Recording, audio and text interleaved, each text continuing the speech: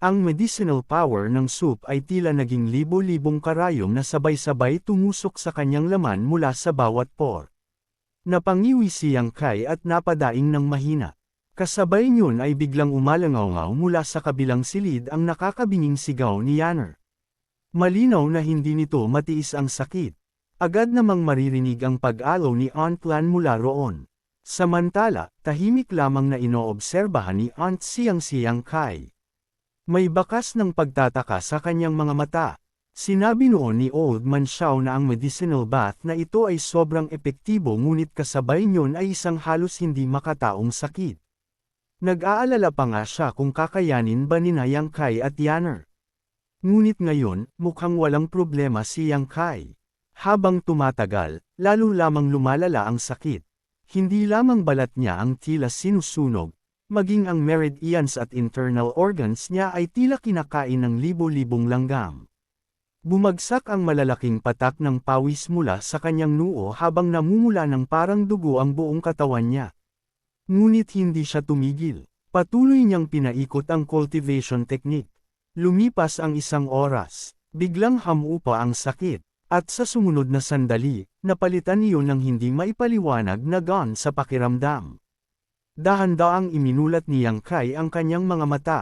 Kumikislap ang mga ito. Ngumiti si Aunt Siang ng may kasiyahan. Mukhang minamaliit ni Old Man Xiao ang kakayahan mong magtiis, sabi niya. Mukhang nakayanin din ni Yanner sa kabilang silid.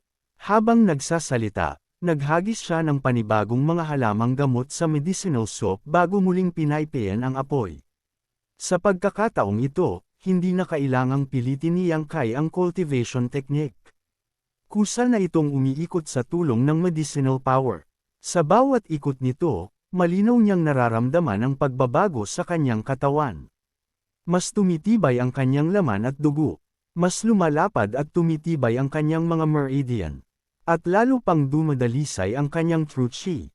Biglang nagsalita si Yang Kai. Aunt Siang, mas bagay sana kay Yanner ang medicinal soup na ito. Napangiti si Aunt Siang. Isang beses lang maaaring gamitin ng isang tao ang medicinal soup na ito sa buong buhay niya. Kapag ginamit ulit ni Yanner, hindi kakayanin ng kanyang meridians. Pagkatapos ay tumingin siya kay Yang Kai. Huwag kang magkaroon ng psychological burden. Mataas talaga ang tingin sa iyo ni Old Man Xiao. Magkaiba lamang kayo ng landas. Anong epekto ba talaga ng medicinal soup na ito? Tanong ni Yang Kai. Nag-isip sandali si Aunt Siang bago sumagot. Pinapaganda nito ang meridians ng isang tao. Sa hinaharap, mas madali mong mapapadalisay ang origin chi mo habang nagko-cultivate. Biglang may naalala si Yang Kai. May kinalaman ba ito sa alchemy? Tumango si Aunt Siang. Napagtanto ni Old Man Xiao nitong mga nakaraang taon na mali ang landas na tinatahak ng maraming alchemist. Tahimik siyang napaisip bago nagpatuloy. Ang isang mahusay na alchemist ay kailangan ding magkaroon ng dalisay na origin chi. Iyon ang dahilan kung bakit ganoon ang pagsusulit niya sa pagpili ng mga disipulo. Maya-maya ay muli siyang nagsalita. May isang bagay na laging sinasabi ni Old Man Xiao. Ano iyon? Walang alchemy hanggat hindi naaabot ang Divine Roman Realm. Natigilan si Yang Kai. Kaya pala hindi pa tinuturuan si Yanner ng alchemy. Mas pinahahalagahan muna ni Xiao Fasheng ang paglakas ng kanyang cultivation. Kung gugustuhin mo, mapait na ngumiti si Aunt Siang, ikaw sana ang perpektong disipulo para kay Old Man Xiao. Umiling si Yang Kai. Masyadong mabait si Old Man Xiao. Sa ngayon, hindi pa niya balak maglaan ng panahon sa ibang bagay hanggat hindi pa sapat ang kanyang lakas. Tahimik silang sandaling nag-usap bago biglang ngumiti si Aunt Siang. Nabalitaan ko pala, binugbog mo raw kahapon ang 3 grand disciples ni Elder Duan ng Cloud Coming Peak. Agad na mula ang mukha ni Yang Kai. Hindi ko kasi alam na alchemy competition pala ang tinutukoy nilang sport. Hindi napigilan ni Aunt Siang ang pagtawa. Bahagyang nanginig ang kanyang balikat habang pilit pinipigilan ang halakhak. Ngayon, natatawang sabi niya, kumalat na sa Medicine King Valley na may bagong disciple sa Cloud Concealment Peak na mahina raw sa alchemy pero mahusay makipagsuntukan. Napakamot si Yang Kai sa ulo habang puno ng hiya ang mukha. Hindi naman siguro ako nakapagdulot ng problema kay Old Man Xiao. Umiling si Aunt Siang. Wala naman. Hindi mo sila malubhang nasaktan. May nagpunta lang kaninang umaga upang magsumbong. Pagkatapos ay bahagya siyang ngumiti. Pero sa susunod, siguraduhin mong naiintindihan mo muna ang sitwasyon bago ka manuntok. Paulit-ulit na tumanggo si Yang Kai. Hindi na mauulit. Sa tuwing maaalala niya ang nangyari kahapon, gusto na lamang niyang ibaon ang mukha niya sa hiya. Kinabukasan, ipinatawag ni Xiao Fasheng sina Yang Kai at Yanner. Hindi niya sila tinuruan ng alchemy. Sa halip, ipinasa niya sa kanila ang isang paraan ng pagkontrol sa origin Qi. Napakahalaga nito sa alchemy dahil kapag gumagawa ng medicinal pills ang isang alchemist, kinakailangang lubos niyang kontrolado ang kanyang origin Qi. Isang araw, habang nagsasanay sina Yang Kai at Yanner ng kanilang origin Qi control technique gamit ang martial skill sa labas ng bahay, napansin nilang naging napakaabala ng mga kalapit na pigs. Maraming tao ang naglalakad at nagmamadaling tumatakbo sa matatarik na daanan ng bundok. Kabilang sa kanila ang maraming disciples ng Medicine King Valley at iba pang mga bisita mula sa labas. Anong nangyayari? Pagtatakang tanong ni Yanner habang nakatingin sa paligid. Bakit ang daming outsider sa Medicine King Valley? Umiling lamang si Yang Kai dahil hindi rin niya alam. Magsisimula na kasi ang alchemy convention. Pagkalipas ng ilang araw, paliwanag ni na Aunt Siang at Aunt Lan habang naglalakad papalapit. Bagamat karaniwang hindi pinapapasok ang outsiders sa Medicine King Valley, maraming malalalim na koneksyon ang lugar na ito sa iba't ibang malalaking puwersa sa mundo. Kaya tuwing may ganitong okasyon, maraming tao ang pumupunta sa iba't ibang peaks upang bumisita sa mga elders. Doon lamang naunawaan ni Yang Kai at Yanner ang sitwasyon. Mula nang makarating sila sa Cloud Concealment Peak, namuhay silang tahimik at walang pakialam sa nangyayari sa labas kaya hindi nila napansin na nalalapit na pala ang alchemy convention. Bahagyang natawa si Aunt Siang. Napakasigla ng lahat ng peaks ngayon, maliban sa Forbidden Land, Pale Saint Peak, at sa ating Cloud Concealment Peak. Oo nga, nakangiting dagdag ni Aunt Lan.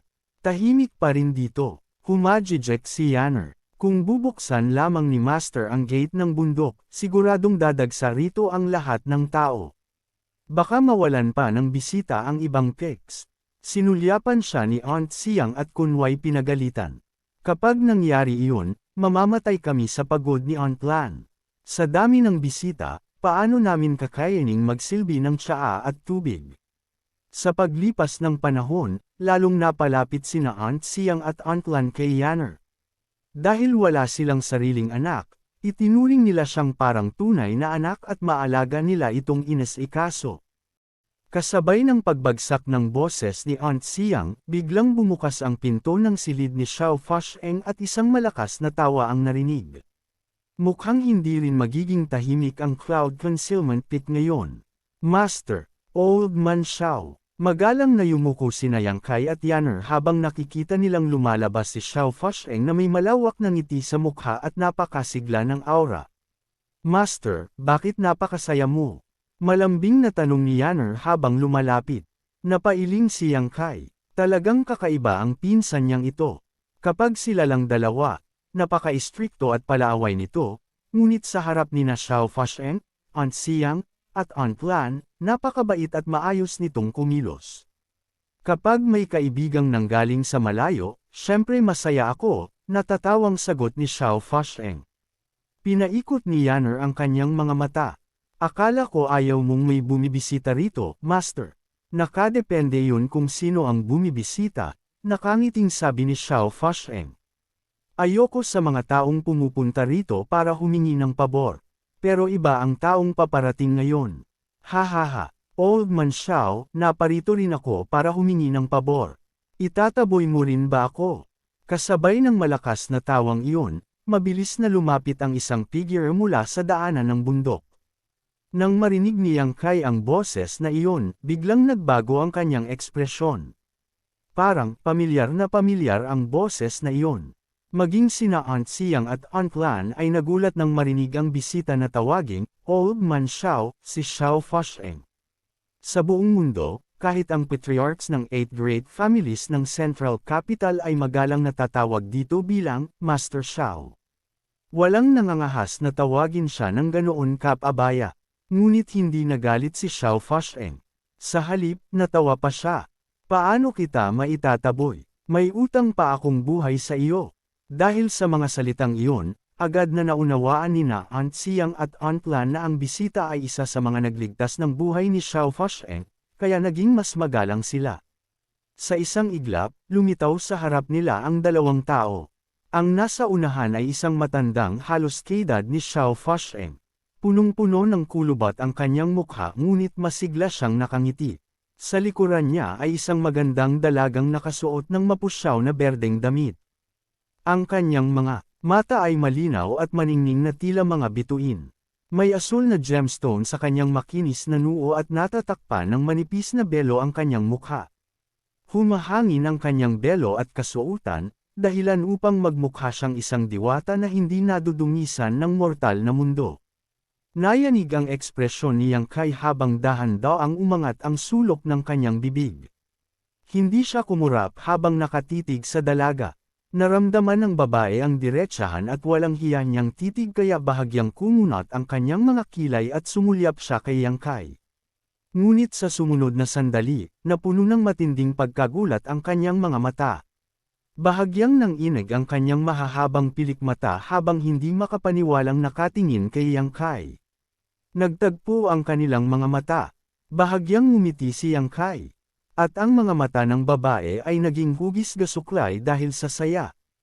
Ang babaeng iyon ay walang iba kundi si Xia Ningxiang, habang ang matandang kasama niya ay si Meng Wuya. Brother Meng, matagal-tagal na rin tayong hindi nagkita, bati ni Xiao Fasheng habang nakakuyom ang kamao. Ngumiti si Meng Wuya at agad ding gumanti ng saludo. Xiao, og, cough cough cough. Isa pa lamang salita ang nasasabi niya nang tila siya nasamid. Bigla siyang napaubo ng malakas hanggang sa mamula ang kanyang mukha at manginig ang buong katawan. Master, gulat na sigaw ni Xia Ningxiang habang hinihimas ang likod niya. Brother Meng, may sugat ka ba?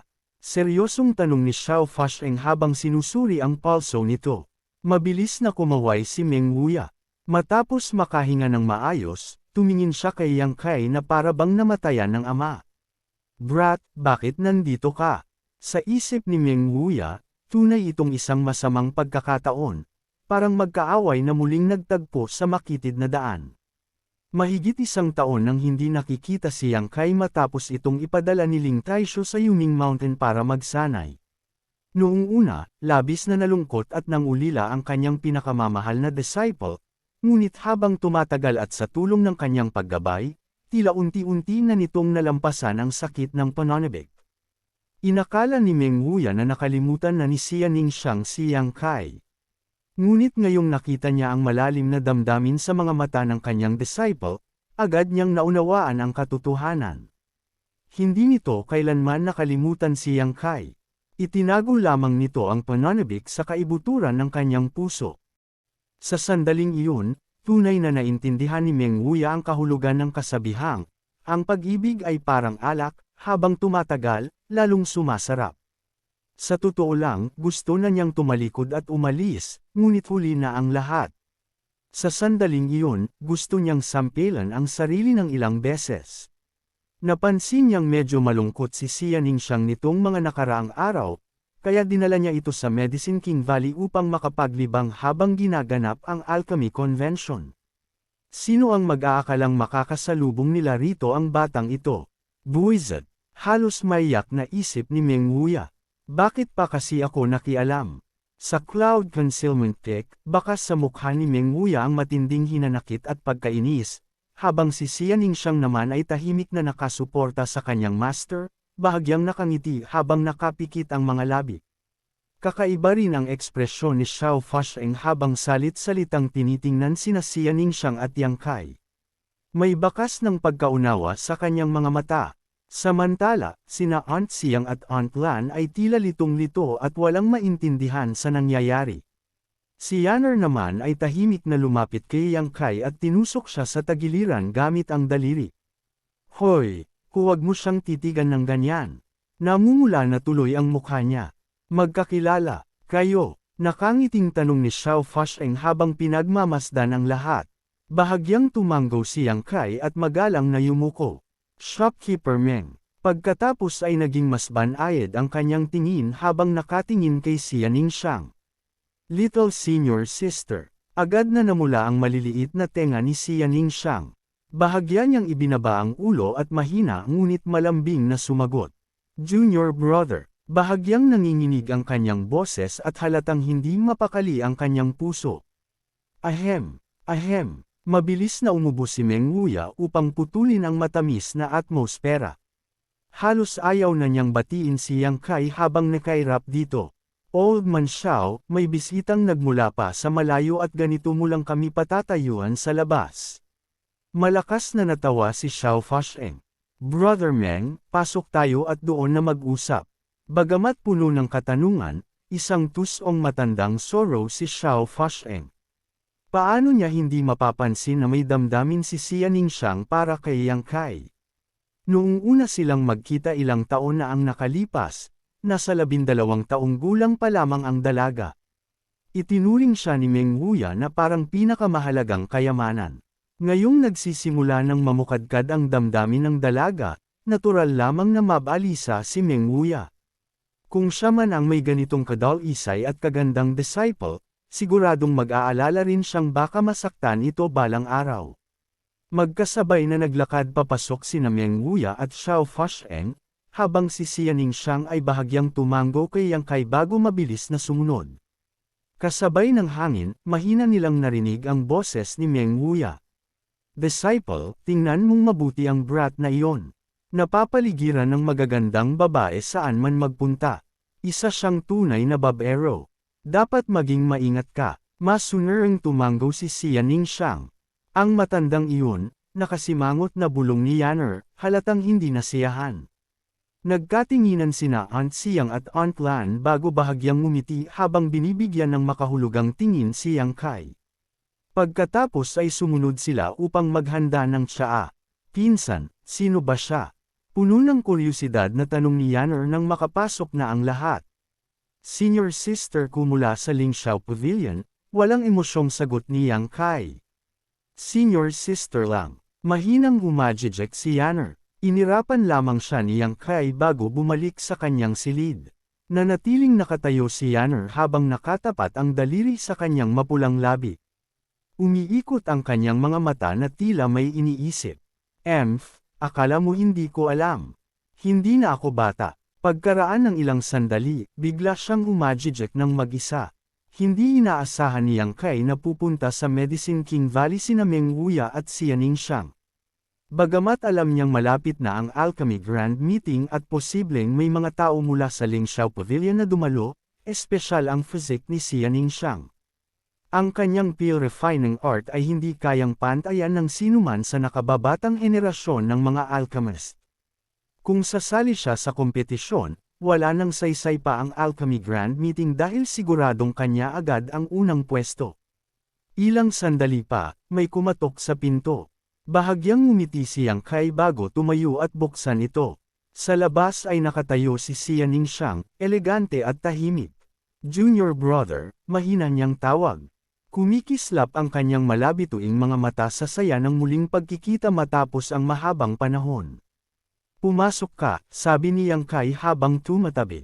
Bahagyang tumango si Xia Ningxiang at dahan daw ang pumasok, kasabay ng pagdala ng banayad na halimuyak. Casual na isinara ni Yang Kai ang pinto. Bakit ka napunta rito? Tanong niya habang inaabutan ito ng isang tasa ng tubig. Sabi ni Master, nandito raw ang pinakamahusay na alchemist sa buong mundo kaya pinapunta niya ako rito upang humingi ng payo, niyanging sagot ni Xia Ningxiang habang maayos na nakaupo. Mahigit 1 taon silang hindi nagkita kaya halatang kinakabahan siya, ngunit mas nangingibabaw ang kanyang saya. Hindi siya nagkamali. Si Old Man Xiao nga ang pinakamahusay na alchemist sa buong mundo, bahagyang tumango si Yang Kai. Junior brother, bakit ka naman nandito? Hindi ba pumunta ka sa Yuming Mountain? Mapait na ngumiti si Yang Kai. Mahabang kwento iyon. May mahalaga lang akong kailangang gawin dito. Ano iyon? May maitutulong ba ako? Ayaw sana ni Yang Kai na itago ito sa kanya, ngunit naramdaman niyang may manipis na divine sense na nakabantay sa loob ng silid. Hindi na niya kailangang hulaan pa kung kanino iyon nanggagaling. Mahinang natawa si Yang Kai bago kumaway kay Xia Ningxiang at inilapit ang bibig sa kanyang tenga. Biglang tumalon ang puso ni Xia Ningxiang. Naging matigas ang kanyang katawan at agad na namula ang buong mukha. Hindi siya nang ahas gumalaw at halos pinigil pa ang paghinga. Walang pakialam si Yang Kai sa kanyang reaksyon habang mahina niyang ibinulong sa kanyang tenga. Kailangan kong pumunta sa Peel St. Peak para makita ang Myriad Medicine Pool. Ma'am, halos hindi marinig na tugon ni Xia Ningxiang. Mahigpit niyang hawak ang tasa habang hindi man lang niya naintindihan ng maayos ang sinabi ni Yang Kai dahil sa sobrang kaba. Ahem, ahem. Mula sa kalapit na silid ay maririnig ang malakas na pag-ubo ni Meng Wuya. Brother Meng, helpless na ngumiti si Xiao Fasheng. May mga bagay na mas mabuting pabayaan na lamang sa agos ng kapalaran. Hindi mo mapipigilan ang mga ito. Oo, nahihiyang tumanggo si Meng Wuya habang mabilis na binabawi ang kanyang divine sense. Bagamat mahal niya ang kanyang disciple, hindi naman niya maaaring bantayan palagi ang pribadong sandali nito. Ngunit nang maisip niyang magkasama lamang sina Xia Ningxiang at Yang Kai sa isang silid at napakalapit pa nila sa isa't isa, hindi niya maiwasang mabalisa. Sa loob naman ng silid, nanatiling matigas ang katawan ni Xia Ningxiang sa mahabang sandali. Pakiramdam niya ay nasa tabi pa rin ng kanyang tenga ang mainit na hininga ni Yang Kai at malakas pa rin ang tibok ng kanyang puso. Makalipas ang ilang sandali, saka lamang siya natauhan. Junior brother, pupunta ka sa. Siya, mabilis niyang tinakpan ang sariling bibig bago mahinang nagsalita. Kailangan ko ring pumunta roon. Pupunta ka rin. Nagtatakang tanong ni Yang Kai. Bahagyang tumanggo si Xia Ningxiang. Sabi ni Master na may nakatagong misteryo roon at posibleng naglalaman ng mga pananaw ng isang alchemy grandmaster. Gusto niyang makita ko iyon. Hindi ko lang alam kung papayag ang may-ari rito. Kung si Little Senior Sister ang hihiling, baka pumayag si Old Man Xiao. Napaisip si Yang Kai at biglang lumiwanag ang kanyang mga mata. Hindi pa niya alam kung anong sikreto ang nakatago sa Myriad Medicine Pool. Kung mauunang makapasok si Xia Ningxiang, magiging mas madali para sa kanya ang sitwasyon. Sa isip niya, tunay na dumating si Little Senior Sister sa perpektong pagkakataon. Habang masaya siyang nag-iisip, bigla niyang sinulyapan ang pintuan at malamig na sumanghal bago magpakawala ng isang bugzo ng chi. Bang! Biglang bumukas ang mahigpit na nakasarang pinto. Ay! Si Yanner, na nakadikit pala ang tenga sa pinto at nakikinig sa usapan, ay nawalan ng balanse at bumagsak sa loob. Ano bang ginagawa mo? Nakasimangot na tanong ni Yang Kai. Mabilis na tumayo si Yanner habang pinapahiran ang alikabok sa kanyang damit at nakangiting tinitigan si Xia Ningxiang. Sino siya? Naguguluhang tanong ni Xia Ningxiang habang tumatayo. Pinsan ko, ang young miss ng Dong family, paliwanag ni Yang Kai. Dong family. May miyembro ng Dong family na bumisita noon sa Lingxiao Pavilion. Iyon ang kapatid niya. Kaya pala, young Miss Dong. Huwag ka nang maging formal. Nakangiting sabi ni Yanner habang lumalapit kay Xia Ningxiang at maingat itong sinusuri mula ulo hanggang paa. Namula ng husto si Xia Ningxiang sa tindi ng titig niya. Pagkatapos ay makahulugang ngumiti si Yanner. Kayo, sister-in-law ko, tama ba? Natigilan si Xia Ningxiang. Biglang bumilis ang tibok ng kanyang puso. Pasulyap siyang tumingin kay Yang Kai bago mabilis na ikinaway ang mga kamay. Hindi. Ang sister-in-law mo, ibang tao. Sa tingin ko, mangyayari rin iyon balang araw, seryosong sabi ni Yanner na parang isang matandang nakakaunawa sa pag-ibig. Pagkatapos ay umubo siya ng kunwari seryoso, humila ng upuan, at umupo sa harap nilang dalawa habang malawak ang ngiti. Huwag ninyo akong pansinin. Ituloy ninyo lang ang ginagawa ninyo. Nagsisimula na ring mamukadkad ang damdamin ni Yanner kaya puno siya ng kuryusidad tungkol sa pag-ibig. Ngayong nakakita siya ng tila perpektong pares, natural lang na gusto niyang panuurin. Sa sobrang hiya, hindi na alam ni Xia Ningxiang ang gagawin. Tinatawag ako ni Master, aalis na muna ako. Pagkasabi noon ay dali-dali siyang tumakbo palabas. Natigilan si Yanner habang nakakunot noo at puno ng pagkadismaya. Hindi dapat ganito. Kakaibang tingin ang ibinigay ni Yang Kai sa kanya. Kung ganoon, paano ba dapat? Matagal kayong hindi nagkita kaya dapat puno kayo ng lambingan, nagbubulungan ng matatamis na salita, tapos. Habang nagsasalita, siya mismo ang namula sa hiya. Napabuntong hininga si Yang Kai. Dapat ganoon nga, pero dahil dumating ka, hindi nangyari. Naiintindihan mo. Nang inag ang katawan ni Yanner at agad siyang napuno ng giyok. Pinsan, mali ako. Sa susunod hindi ko na kayo guguluhin. Magaling kung ganoon. Ngayon lumabas ka na. Oo, sa kabilang silid naman, magkaharap na umiinom ng tsa sina Meng Wuya at Xiao Fasheng. Matapos ang ilang tasa, biglang ngumiti si Meng Wuya. Old man Xiao, alam mo naman siguro kung bakit ako naparito. Ngumiti si Xiao Fasheng habang ibinababa ang tasa. Natural na alam ko. Tungkol sa paghingi ng payo sa alchemy, obligasyon kong tumulong. Pero tungkol sa isa pang bagay. Ano, mahirap ba? Hindi naman. Hindi ko lang alam kung kwalipikado ba ang disciple mo. Kapag hindi, masasayang lamang ang hirap ng pagbubukas sa Myriad Medicine Pool. Napakalaki ng halaga upang mabuksan iyon kahit isang beses. Malakas na natawa si Meng Wuya. Paanong hindi magiging kwalipikado ang disciple ko? Kung hindi niya kaya, wala nang ibang tao sa mundong ito ang kayang gawin iyon. Ganoon ka Katie wala? Kunot noong tanong ni Xiao Fasheng. Bahagyang ngumiti si Meng Wuya. Hindi ito pagtitiwala sa sarili, pananampalataya ito sa kanya. Kung ayaw mong maniwala, subukan mo siya ngayon mismo. Naging seryoso ang ekspresyon ni Xiao Fasheng. Mabuti, matagal ko na ring gustong makita. Disciple, malakas na tawag ni Meng Wuya. Narito po, mabilis na sagot ni Xia Ningxiang mula sa labas. Gustong subukan ni Old Man Xiao ang pundasyon mo sa alchemy. Galingan mo at huwag mo akong ipahiya. Habang sinusubok ni Xiao Fasheng si Xia Ningxiang, tahimik ding nakaupo sa gilid sina Yang Kai at Yanner, nakikinig sa bawat tanong at sagot. Malinaw na nais ni matandang Xiao na may matutunan din ang sarili niyang disipulo tungkol sa dao ng alchemy. Tungkol naman kay Yang Kai, tila isinama lamang siya bilang kasama. Tumagal ng isang buong araw ang pagsusulit na iyon. Iba't ibang tanong tungkol sa dao ng alchemy ang ibinato ni matandang Xiao, mula sa pinakapayak hanggang sa pinakamalalim, na tila isang maayos na paglalakbay mula sa madali tungo sa mahirap. Isa-isang sinagot ni Xia Ningxiang ang lahat ng seryoso at maingat.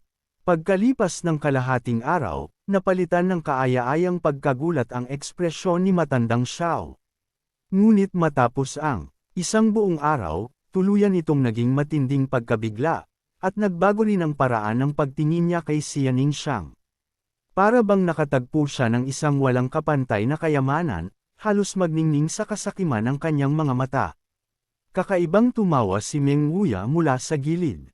Maging si Yanner ay nakatingin kay Xia Ningxiang nang may matinding paghanga at pagsamba, habang siyang Kai lamang ang nanatiling kalmado ang ekspresyon. Makalipas ang isang araw, malalim na bumantong hininga si matandang Xiao. Kumusta? May pagmamalaking tanong ni Meng Wuya habang pahapyaw na tumitingin kay Xiao Fasheng. Seryoso ang mukha ni Xiao Fasheng habang tahimik na nag-iisip. Pagkaraan ng ilang sandali, saka lamang siya nagsalita. Napakatibay ng kanyang pundasyon at kaalaman sa teorya. Marami sa kanyang karanasan ay hindi hamak na mas mababa kaysa sa akin. Siyempre naman, walang pakialam na sagot ni Meng Wuya. Ngunit gaano man niya subukang itago ito, kitang-kita pa rin ang pagmamalaki sa kanyang mukha, halos abot tainga na ang kanyang ngiti. Bahagyang natawa si Xiao Fasheng at makahulugang tumingin sa kanya. Teorya ay teorya lamang. Kahit gaano pa ito kagaling, Iba pa rin kapag aktwal nang nagsimula ang pagre-refine. Biglang umasal si Meng Wuya na parang pas ang natapakan ng buntot. Sige, matandang Xiao, magbigay ka ng pagsubok. Kapag hindi ka napabilib ng husto ng disipulo ko, kukunin ko ang apelyido mo at tatawagan kitang ama.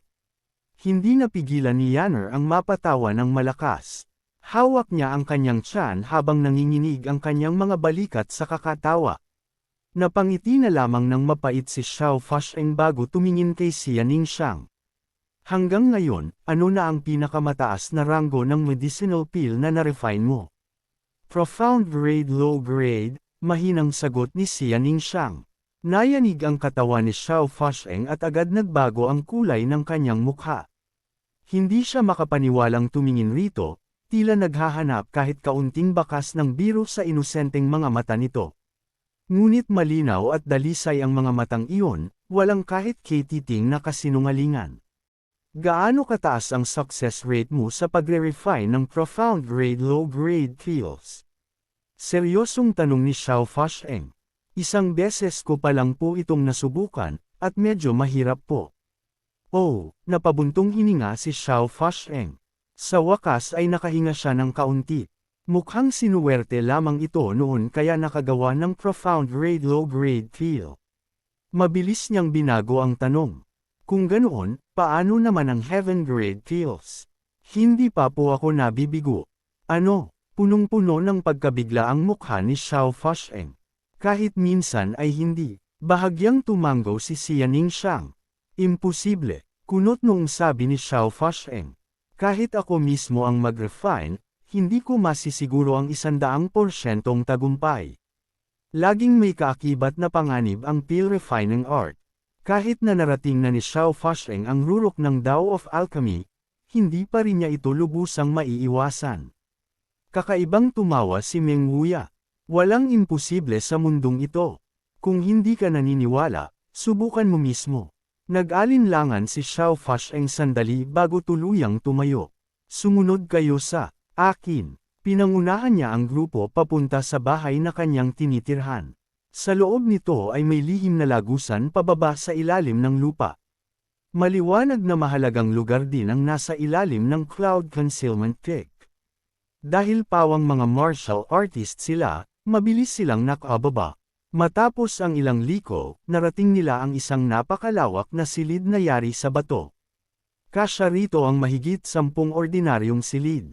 Punong-puno ito ng iba't ibang cauldron, at sa paligid ay maraming estant na naglalaman ng napakaraming materyales at pambihirang halamang gamot.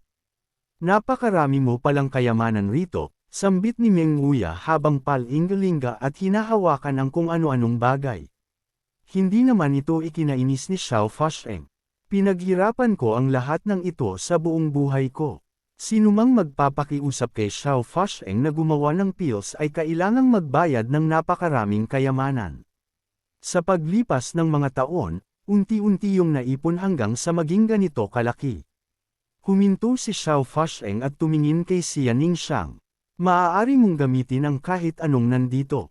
Piliin mo ang pill na pinakasanay kang gawin at ipakita mo sa akin ang iyong paraan. Opo, mahinang sagot ni Xia Ningxiang. Agad siyang nagsimulang maglibot sa silid. Mabilis ding lumapit sina Yanner at Yang Kai upang tumulong sa pagbubuhat ng mga materyales na kanyang pinipili. Makalipas ang ilang sandali, bumalik sila. Sinuri ni Xiao Fasheng ang mga materyales at bahagyang napakunot noo. Mga materyales ito para sa heaven grade medium grade pills. Sigurado ka ba? Bahagyang tumango si Xia Ningxiang. Kung ganoon, magsimula ka na. Pumili ka ng anumang pill furnace na gusto mo. Hindi na po kailangan, mahinang sagot ni Xia Ningxiang. Bago pa matapos magsalita si Xiao Fasheng, biglang sumiklab ang True Yuan ni Xia Ningxiang. Kumuha siya ng isang halamang gamot. Ang kanyang True Yuan ay naging tila kristal na mga sinulid na pumasok sa materyal. Mabilis na nahugot ang medicinal essence nito at naging isang patak ng makinang at mabangong medicinal liquid. Sa isang pitik ng kanyang daliri, lumutang ang likidong iyon sa ibabaw ng kanyang kabilang palad. Pagkatapos ay kumuha siya ng panibagong material at inulit muli ang proseso. Isa-isa, ang lahat ng materyales ay naging mga patak ng medicinal liquid.